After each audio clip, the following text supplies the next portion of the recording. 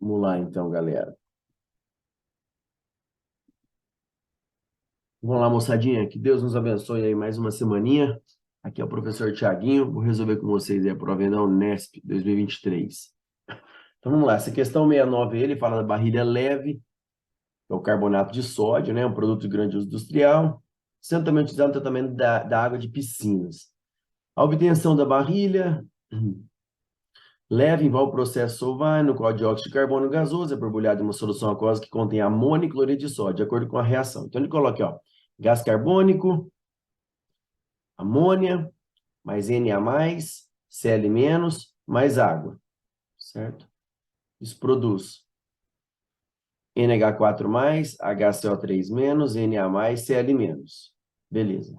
Aí ele fala o seguinte: a solução iônica resultante desse processo é resfriada de modo que apenas o bicarbonato de sódio forme um precipitado, ou seja, uma substância insolúvel em água, né? Precipitada.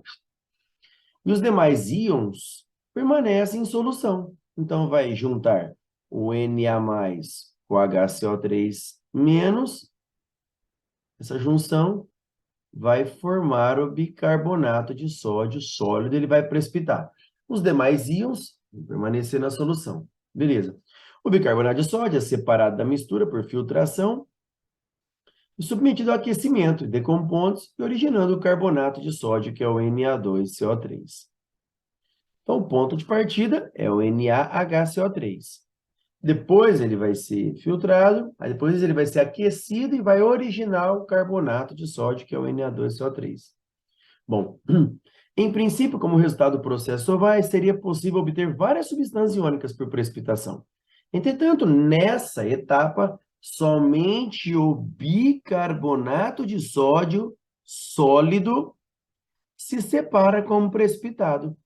Então, só ele se separa e vira precipitado. Pô, isso ocorre porque, dentre as demais substâncias, o bicarbonato de sódio é a substância iônica que apresenta, pô, eu tenho vários íons, o bicarbonato de sódio é a substância iônica que vai precipitar, é porque é o sal, é a substância menos solúvel em água. Então, se é menos solúvel em água, vai precipitar e vai no fundo do recipiente. Depois é separado por filtração. Beleza, galera? Uma questãozinha aí bem interpretativa. Falou que é o único que se separa como precipitado. Por que que se separa? Que é um precipitado? Uma substância que não dissolve em água. Beleza? Então, apresenta menor solubilidade em água. Uma questãozinha aí, né, de interpretação. Beleza? Tranquilo aí, essa galerinha, essas duas aí, beleza? Então, vamos lá. Vocês perguntam aí. Ó, questãozinha 70, questãozinha muito tranquila, muito bem, legal, ó.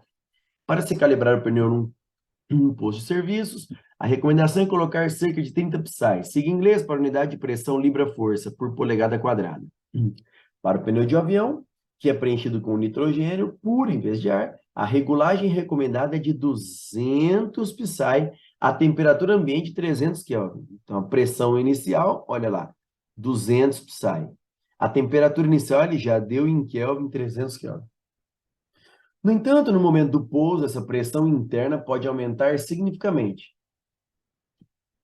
como consequência do calor gerado pelo impacto e atrito com o solo e pela ação dos freios, com a temperatura podendo atingir 1.200 Kelvin. Então, a temperatura final, 1.200 Kelvin. Aí ele pergunta, supondo que o volume do pneu não se altere, ou seja, transformação gasosa, porque tem o antes e o depois, o volume do pneu não se altera, ou seja, uma transformação isovolumétrica, ou isométrica, ou isocórica. Então, o volume é constante. Ele pergunta a pressão interna de nitrogênio no pneu durante o pouso, ou seja, pressão final é igual a aí, ó, transformação gasosa, é o PVT over T. Como uma transformação isovolumétrica, ó, você cancela o volume. Lembrando que tem que estar na mesma unidade, antes e depois. E a temperatura sempre em Kelvin, né? De cálculos gasosos aí. Mas a temperatura? Ele já deu em Kelvin, então ficou bem facinho. Pressão inicial, 200. Temperatura inicial, 300 Kelvin. Pressão final, vamos descobrir. Temperatura final, 1.200. Multiplica em cruz. Pressão final, 800. Sai. Alternativa E. Beleza? Questãozinha bem tranquila de transformação gasosa, sem segredo nenhum. Questão bem objetiva aí. Beleza? Vamos lá, próxima questão, então. Essa sim, eu acho que é uma questãozinha que muita gente iria errar aí algumas coisinhas. Olha o que ele diz.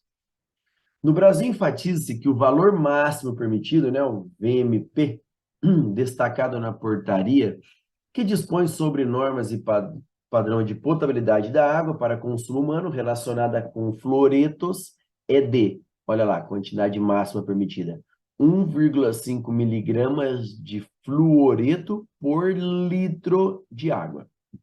Uma estação de tratamento de água que utiliza o fluoreto de sódio, então a fonte de fluoreto, você não joga fluoreto diretamente, você joga fluoreto de sódio, né, esse fluoreto de sódio contém o fluoreto. Trata 100 milhões de litros de água por dia. Assim, a massa máxima de NaF que essa ETA deve utilizar por dia é de... Bom, vamos lá. O que ele falou? 1,5 miligramas de fluoreto, beleza? Para cada litro de água. Então, mais alguém querendo entrar aqui? Não, tranquilo, vamos lá. Ó, 1,5 miligramas de fluoreto para cada litro de água. Bom, ele fala que a estação trata 100 milhões de litros. Então, 1.000, 10 ao cubo. 1.000.000, 10 à sexta. Então, 100 milhões, ó. 100 vezes 10 à sexta litros. Então, para tratar essa quantidade de água, quantos miligramas de fluoreto? Fluoreto. A gente vai precisar. X. Beleza? Vamos lá. Então, de fluoreto, tá aí. Bom, multiplicando em cruz aí, galerinha, você vai achar o valor de 1,5, 10 a oitava miligramas de fluoreto. Beleza? Passando para a grama, né, de miligrama para grama, divide por 1.000, então vai ser 1,5, 10 a quinta gramas de fluoreto. Beleza? Então tá aqui, ó. Essa é a quantidade de fluoreto. Só que a pergunta, galera, olha lá, ó. Olha a pergunta dele, o que ele faz, o que ele pergunta lá, ó. Assim, a massa máxima de NaF, ele quer saber a massa de fluoreto de sódio. E a quantidade que ele te dá lá é de 1,5 miligramas por litro, mas ele te dá miligramas de fluoreto apenas. Entendeu? Então, essa quantidade que a gente achou aqui, ó, 1,510 a quinta gramas é a quantidade de fluoreto. Tá? E a pergunta é a quantidade de fluoreto de sódio, a quantidade de NaF. Então, vamos lá. NaF de um lado vai originar o fluoreto. Certo? Então, vamos lá. Para originar, né, para produzir 1,5, 10 a quinta gramas de fluoreto, né, para produzir essa quantidade de fluoreto, quanto de fluoreto de sódio eu preciso? X. Bom, embaixo, ó, grama embaixo de grama, grama embaixo de grama. Olha lá. Agora embaixo eu vou usar as massas molares. Do lado esquerdo é a massa molar do NaF. Que aqui, ó, consultando a tabela periódica, o Na 23, o F 19. Então dá 42. Então, 42 gramas de NaF. Só de fluoreto, F menos, a massa molar do flúor, 19. Bom, então o que a gente percebe? Ó, para produzir 19 gramas de fluoreto, eu preciso de 42 gramas de fluoreto de sódio. Então, para produzir 1,5 10 a quinta de fluoreto, eu preciso X de fluoreto de sódio. Então, era uma regrinha de 3 aí, multiplicava em cruz, né? Cair nesse valor aí, ó, aproximadamente 331,57 quilos, né? Ele fala mais próximo de, alternativa bola, aproximadamente 330 quilos de fluoreto de sódio. Beleza? Uma questãozinha que eu acho que muita gente vai esquecer de relacionar o fluoreto com o fluoreto de sódio. Porque primeiro, de vermelho ali, você descobre a quantidade só de fluoreto. Depois, na regra de 3 em azul aí, é relacionando o fluoreto com o fluoreto de sódio. Beleza? Fiz uma questãozinha aí um pouquinho difícil aí, tá bom? Próxima questão, vamos lá. 72. E usar um pouquinho da física aqui também, ó. Considere as seguintes informações sobre o óleo diesel. Uma mistura de hidrocarbonetos de fórmula geral CnH2n mais 2. Fórmula molecular média, C12H26, massa molar média, 170 gramas por mol, e o poder calorífico aproximado, 45 mil quilojoules por quilograma. Bom, um gerador de potência igual a 180 quilowatts trabalhou sob regime de potência máxima durante 1 hora. Caso fosse possível transformar em energia elétrica toda a energia que se obtém pela queima do óleo, a quantidade de óleo consumida pelo gerador em 1 hora seria próxima de... Bom, o que é energia, né? A física aqui um pouquinho, né? Energia é a potência vezes o tempo. Energia joules, potência watts, tempo segundos. Então, vamos ver qual é a energia, né? Qual foi a potência? Potência de 180 quilowatts. Como a potência tem que estar em watts, então joguei 180 vezes 10 ao cubo. E o tempo, 1 hora, transformando em segundos, 3.600 segundos. Então, isso vai dar uma energia total de 648 mil vezes 10 ao cubo, tá? Joules. Passando para a notação, 6,48 vezes 10 à oitava joules. Transformando em quilojoules, né? Divide por 1.000, 6,48 vezes 10 à quinta quilojoules. Então, essa é a energia produzida aí, tá? Bom, o que ele falou? O poder calorífico é 45 mil quilojoules por quilograma. Então, 45 mil quilojoules por quilograma. Bom, para gerar essa energia de 6,48 vezes 10 à quinta quilojoules, eu tenho que queimar quantos quilos do combustível? X. Multiplicando em cruz, olha lá, multiplicando em cruz, o X vai ser igual a 14.400 gramas. Isso vai ter que ser queimado de óleo para gerar essa energia aí. 14.400 gramas. Aí, essa massa, como ele pergunta mol, eu vou fazer uma regra de 3, novamente, ó. Quantos mols correspondem a 14.400 gramas? Ele falou que a massa molar média desse óleo diesel é 170 gramas por mol, ou seja, cada mol, 170 gramas. Para queimar 14.400 gramas, X. Vai ser um valor, olha aí, galera, ó, 84,7 mol. Aproximadamente, ó, mais próximo de aproximadamente 85 mols. Lucas, Pedro, o que vocês acharam dessa questãozinha aqui? Eu não consegui, não. É, uma questãozinha Ela meio... é bem interpretativa. Bem Eu interpretativa. achei. E misturava um pouco de física também, né? É, tem que ter uma boa leitura aí para Nossa, uma entender questão é o que enunciado. há um grau de interpretação bem grande aí, viu? Mas é isso.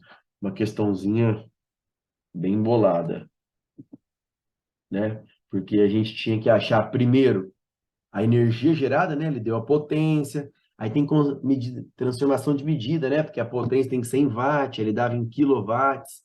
tempo ele deu em hora, tinha que transformar em segundo. Aí a energia que a gente achou ali, ó, a energia que a gente achou aqui, ó, era em joules, joules. Aí depois transformei em quilojoules, porque o poder calorífico, né, ó, tá em quilojoules por quilograma.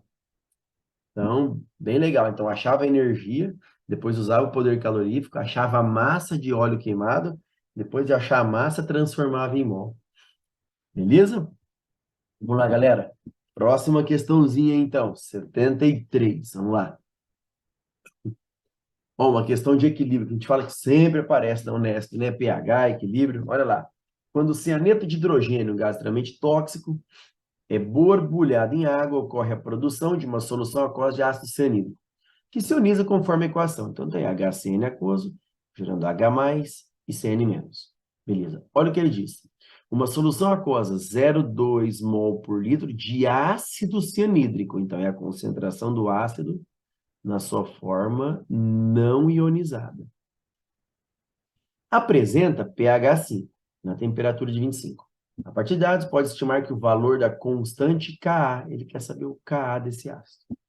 Galera, o que é a constante de ionização? Olha aqui, ó. Toda constante, a gente sempre fala, né, em equilíbrio. Como que você calcula a constante de equilíbrio? É concentração dos produtos sobre o reagente ou reagente sobre produto? Sempre, né? Produto sobre reagente. Por quê? É a ponte sobre o rio e nunca o rio sobre a ponte. Então, como que a gente calcula a constante de equilíbrio? Concentração, ó, a equaçãozinha está aqui, ó. HCN, H+, CN-.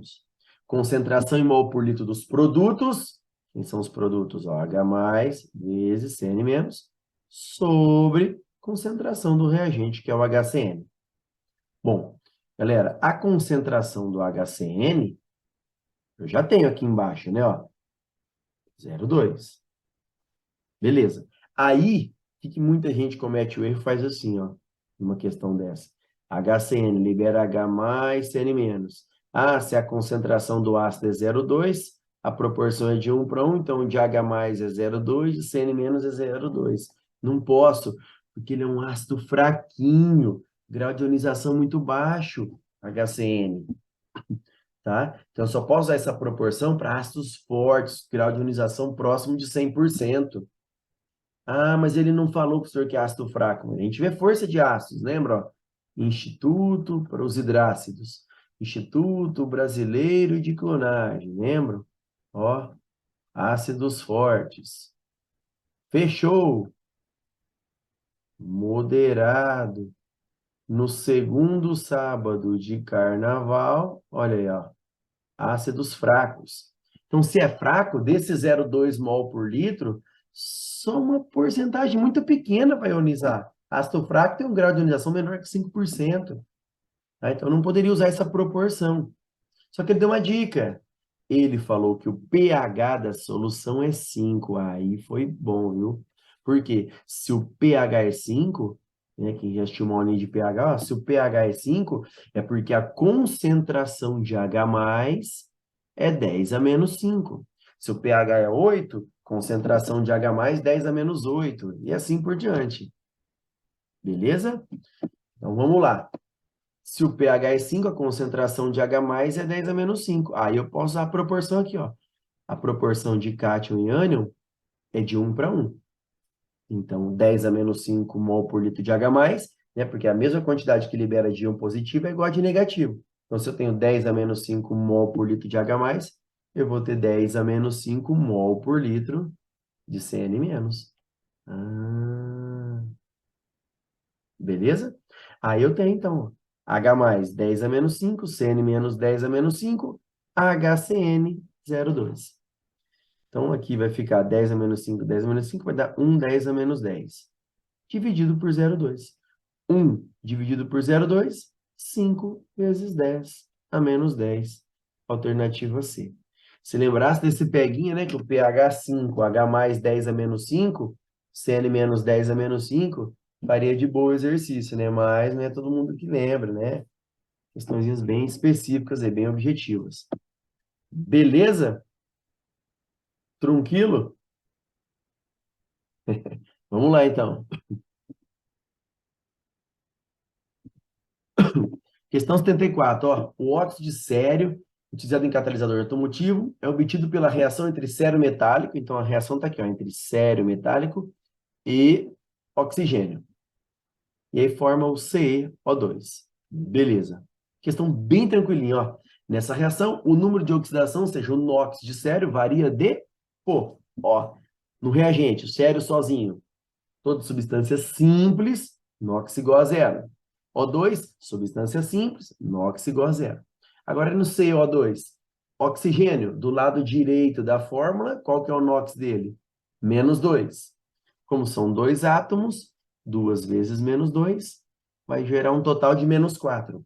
Lembrando que a soma dos NOx, né, dos elementos numa molécula é igual a zero. Que número somado com menos 4 dá zero? Mais 4. Esse é o NOx do sério no produto. Ah, então ele vai de 0 a mais 4. Ele sofre uma oxidação.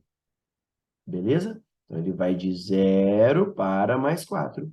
E se ele sofre oxidação, ele vai fazer o outro, no caso ele faz o oxigênio reduzir. Então, se ele sofre oxidação, ele faz o outro reduzir. Então, ele é chamado de agente redutor, porque faz o outro reduzir. Então, ele é agente redutor. Alternativa A. Uma questãozinha bem tranquila de inox, galera. Lógico, né? Lembrando os conceitos aí. Beleza? Vamos lá? Próxima questãozinha. E a questão 75, uma questão bem tranquila, que era lembrando a função orgânica, né? Considere a estrutura do polímero conhecido pela sigla PET, polietilenotereftalato. Quem já viu uma aulinha de polímero, a gente sempre fala do PET, fala do nylon, fala de alguns polímeros de condensação, alguns polímeros de adição. O exame dessa estrutura mostra que o PET é um polímero, uma grande molécula. Qual foi a função orgânica formada aqui, ó? C-O-O. Essa função orgânica vai se repetir, muitas vezes, né? Ao longo da estrutura. Então, o que que a gente faz? A gente coloca o prefixo poli e o nome da função orgânica que formou. Função orgânica éster. Nós temos a formação de um poliéster. Alternativa A. Beleza, galera? E aí? Boa noite, Isaac. Belezinha? E aí, Thiago? Tranquilo? Tranquilo. Então tá bom.